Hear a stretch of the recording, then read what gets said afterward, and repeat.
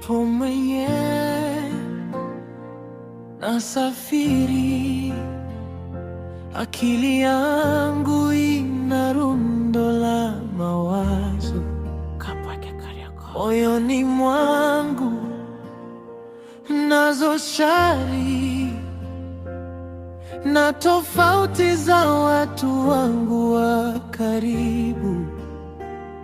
Haikuwa siku nzuri kabisa, safari na hiyo na mbali kufika, moyo umetanda hofu na mashaka.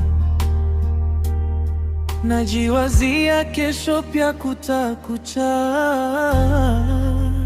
Kaa nami Bwana wangu, usafiri nami hadi nifike, unipoze hasira yangu, nijifunze kusamehe.